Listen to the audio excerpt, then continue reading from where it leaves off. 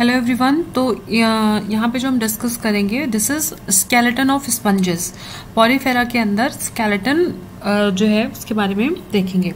तो इम्पॉर्टेंट चीज़ ये है कि स्केलेटन इतना इम्पॉर्टेंट इसलिए है because it is the basis of classification of phylum Porifera. जब हम क्लासिफिकेशन पढ़ते हैं तो हम देखते हैं इसके मेंबर्स को इस बेसिस पर डिवाइड किया गया कि उनके अंदर स्केलेटन किस टाइप का पाया जा रहा है। कैलकेरियस मीन्स कैल्शियम कार्बोनेट का बना हुआ है तो उन्हें कैलकेरिया में प्लेस कर दिया।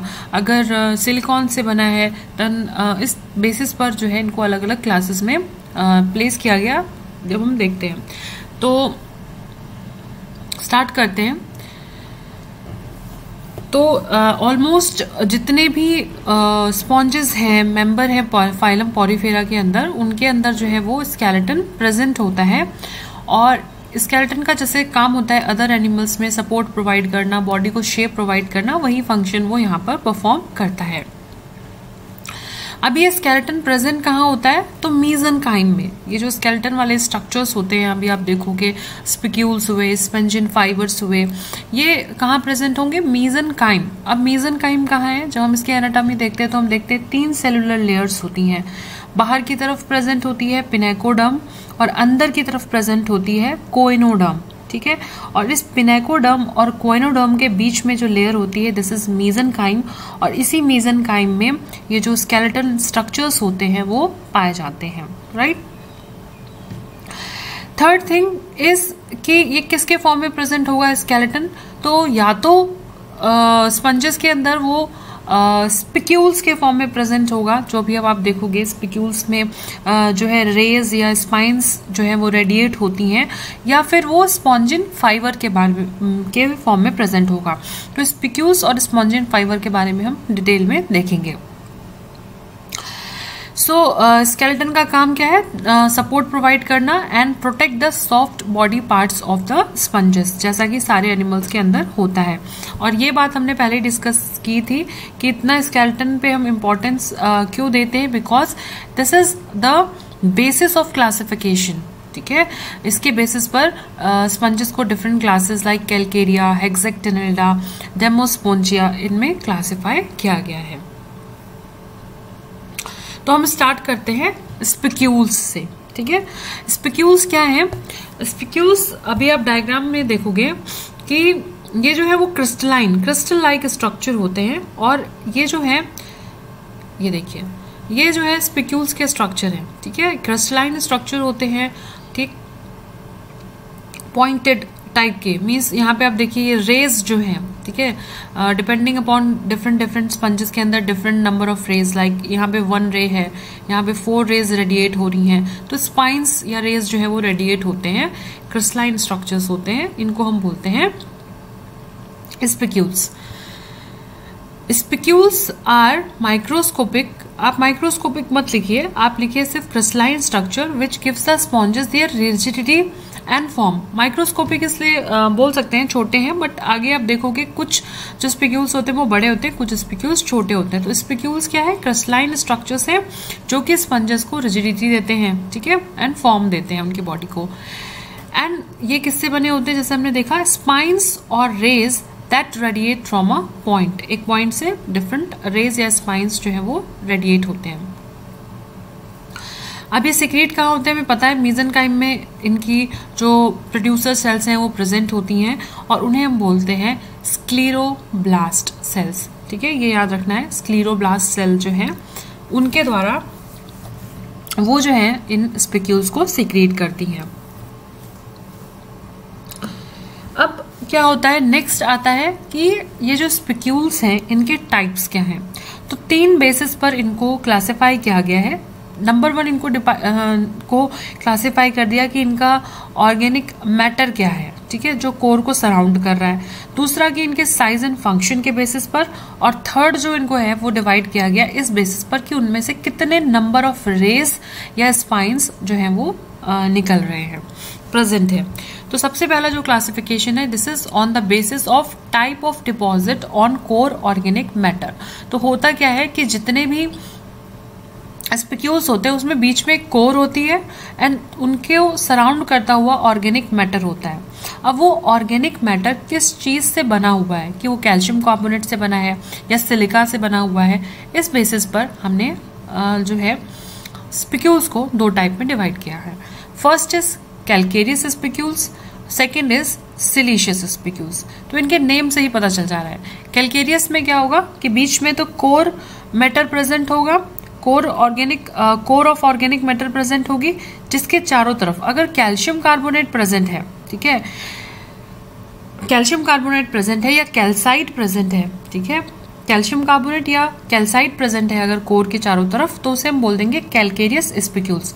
और कैलकेरियस स्पिक्यूल्स किस में पाए जाते हैं? Member of class Calcarea. ठीक है, देखिए क्लासिफिकेशन आ गया।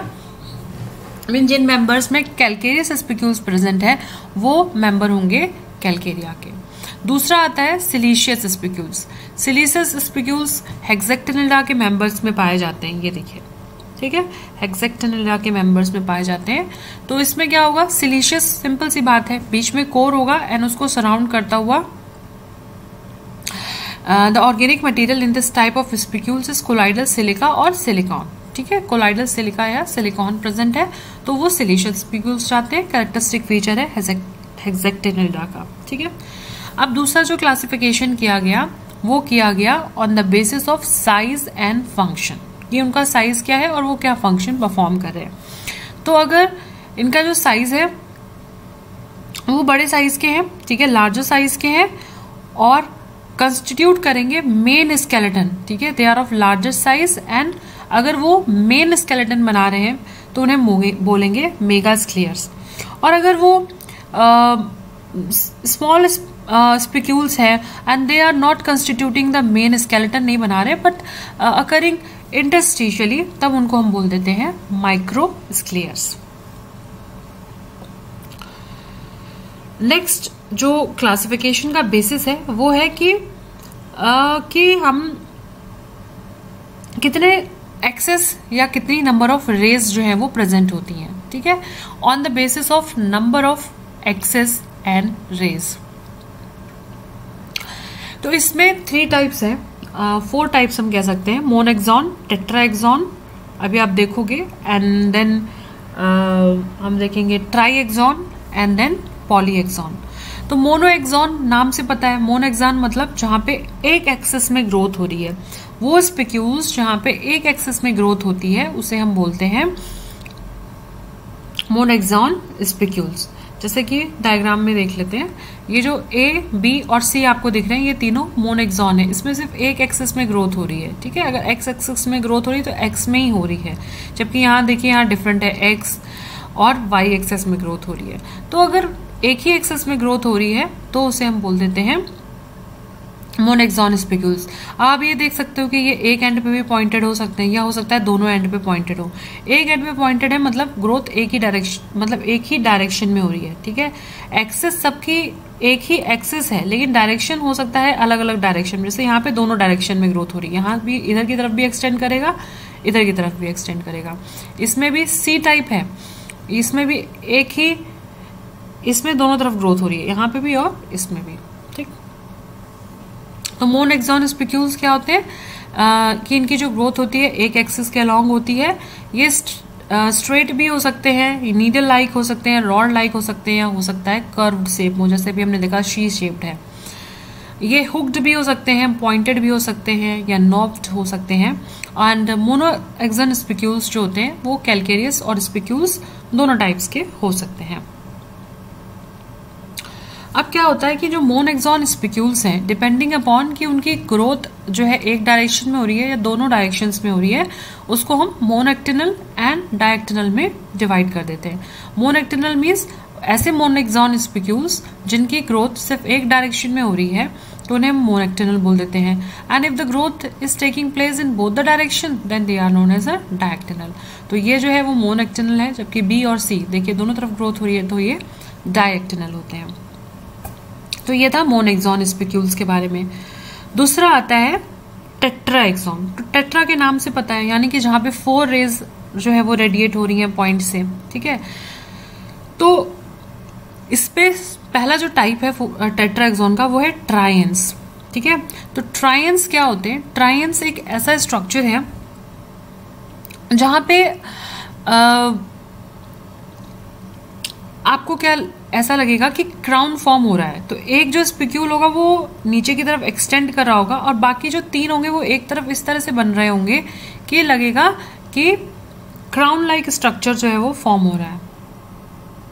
सो टेट्राएक्सॉन का नेक्स्ट टाइप क्या था? पहला ट्रायंस। ट्रायंस में क्या होगा? रेस तो 4 ही होंगी लेकिन इस तरह से अरेंज होंगी कि वो क्राउन लाइक लगेगा, ठीक है। क्राउन लाइक कैसे लगेगा? जैसे ई आप देख लीजिए और अलग से भी आप इमेज देखोगे तो ये जो 3 रेज होंगी वो इस तरह से फोल्डेड होंगी और एक जो चौथी वो ऊपर की तरफ इलोंगेट कर जाएगी, तो ऐसा लगेगा कि क्राउन लाइक स्ट्रक्चर प्रेजेंट है।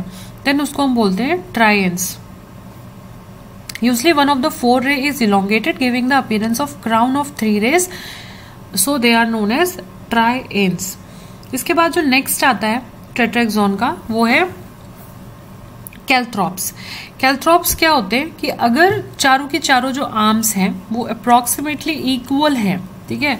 जैसे कि आप यहाँ पे देखिए ये जो 4 आर्म्स है बट अप्रोक्सीमेटली इक्वल है तो उसे हम बोल देते हैं कैल्थ्रोप्स।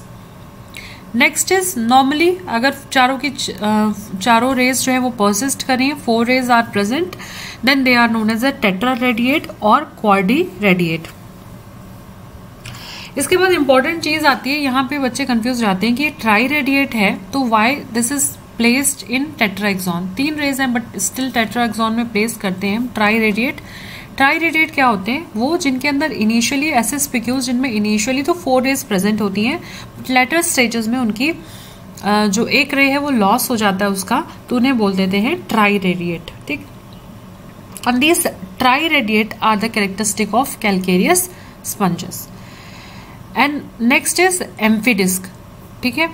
एम्फीडिस्क में ये जो एफ है वो ट्राइरेडिएट है, इसकी एक आर्म का लॉस हो गया है इस वजह से। फिर एम्फीडिस्क नेक्स्ट है एम्फीडिस्क, मतलब इसके अगर दोनों एंड्स पर डिस्क लाइक स्ट्रक्चर प्रेजेंट है तो उसे हम बोल देते हैं amphidisc. If the elongated ray bear a disc at the both end it is known as amphidisc. ये था हमारा टेट्राएक्सॉन के बारे में। अब आ जाता है ट्राइएक्सॉन। ट्राइएक्सॉन का मतलब 3 एक्सेस में ग्रोथ हो रही है।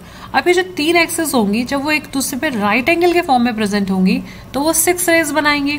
इस वजह से 6 रेज की वजह से इन्हें हम हेक्सेक्टिनल स्पिक्यूल्स भी बोलते हैं। एंड हेक्सेक्टिनल स्पिक्यूल्स किसके कैरेक्टरिस्टिक फीचर होंगे? हेक्सेक्टिनिटा। तो इसके बेसिस पर क्लासिफाई भी किया गया। तो तीनों एक्सेस मतलब एक्स, सपोज एक्स एक्सेस में एक ग्रोथ हो रही है, वाई एक्सेस में ग्रोथ हो रही है, जेड एक्सेस में ग्रोथ हो रही है, ये तीनों एक्सेस एक दूसरे को 90 डिग्री पे कट करी हैं तो आप देखो जो है वो 6 रेज बन रही है, 1 2 3 4 5 6।